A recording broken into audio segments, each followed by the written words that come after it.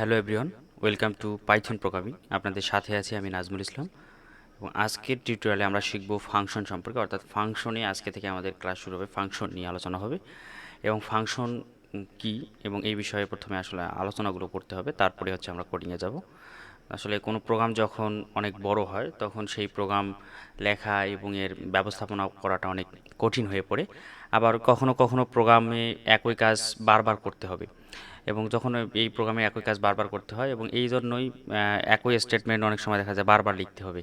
আর এসব সমস্যার সমাধানের জন্যই মূলত যে গুরুত্বপূর্ণ মাধ্যমগুলো ব্যবহার করা হয়, তার মধ্যে একটি হচ্ছে ফাংশন।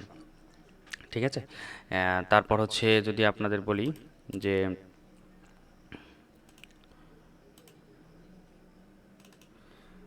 ফাংশন আরও যদি সুন্দরভাবে কিছু বলি যে ফাংশন আসলে কি, আমরা ফাংশন সম্পর্কে বলতে গেলে ধরুন যে ফাংশন হচ্ছে একটা মেশিনের মতো।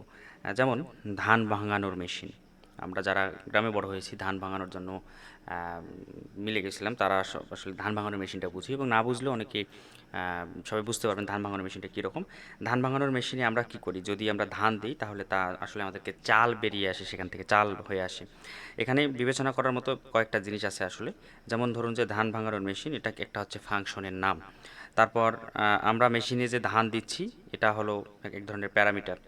আর মেশিন আমাদের যে চাল দিচ্ছে সেটা হলো ফাংশনের রিটার্ন করা জিনিস। এবার যদি আমরা আরেকটা মেশিনের কথা চিন্তা করি, ধরুন যে রুটি বানানোর একটা মেশিন। আমরা এই মেশিনে পানি ও আটা দিলে মেশিনটা আমাদেরকে রুটি বানিয়ে দিবে। আর এই মেশিনে প্যারামিটার কিন্তু দুইটা, একটা হচ্ছে পানি আর একটা হচ্ছে আটা, কিন্তু রিটার্ন করছে কেবল রুটি।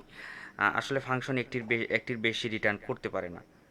ফাংশন মূলত একটির বেশি রিটার্ন করতে পারে না। পাইথনে ফাংশন হলো যে অর্গানাইজড ও রিইউজেবল কোডের একটা আসলে ব্লক, যা নির্দিষ্ট কোনো কাজ সম্পাদন করে থাকে। ফাংশনের ভেতর আমরা হয়তো অনেক কাজই করব, কিন্তু একটির বেশি ডেটা রিটার্ন করতে পারবো না বলে ফাংশনটি একটি মাত্র কাজ সম্পাদন করবে এবং আমরা সেই হিসেবে সব কিছু করবো। সাধারণত আমরা ফাংশনকে দুই ভাগে ভাগ করে থাকি। একটা হচ্ছে ইউজার ইউজার ডিফাইন্ড, একটা হচ্ছে ইউজার ডিফাইন্ড ফাংশন।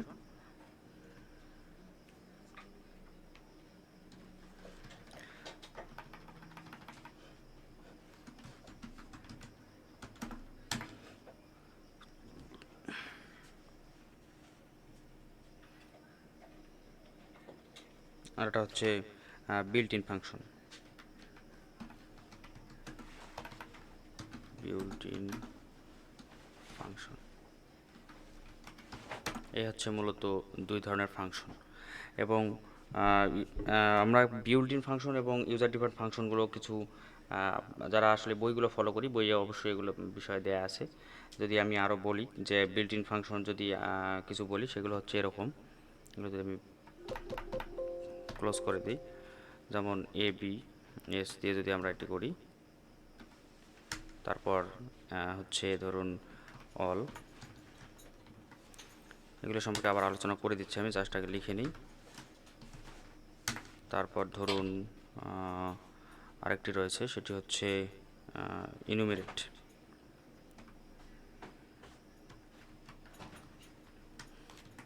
আচ্ছা, এখানে ফাংশন আমি বিল্ট ইন ফাংশন চারটি লিখেছি।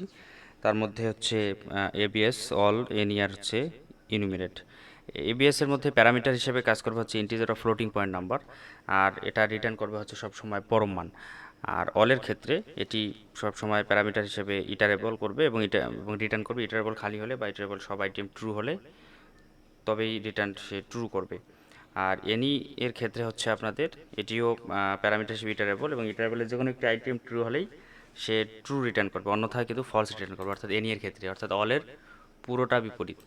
আর ইনুমিনেটের ক্ষেত্রে যেটা হবে সেটি হচ্ছে প্যারামিটার হিসেবে ইটারেবলের ন্যায়ই হবে, তবে স্ট্যাটিক অল টাইম জিরো। আর হচ্ছে রিটার্ন করবে হচ্ছে ইনুমিনেটে অবজেক্ট রিটার্ন করে যেখানে ইটারেবলের প্রতিটা আইটেম ও কাউন্ট ডিফল্টভাবে শূন্য থেকেই শুরু হয়, অর্থাৎ টাপল হিসেবে থাকে, সচরাচর শূন্য থেকে শুরু হবে। এই হচ্ছে মূলত ফাংশনের মধ্যে বিল্ট ইন ফাংশন। আচ্ছা, তাহলে বাকি যে বিষয়গুলো রয়েছে সেটি আমরা পরবর্তী টিউটোরিয়ালে দেখব, অর্থাৎ কীভাবে আমরা ফাংশন তৈরি করব এবং কল করব। আজকে শুধু জাস্ট ফাংশন কী এবং এই বিষয়টি আলোচনা করলাম।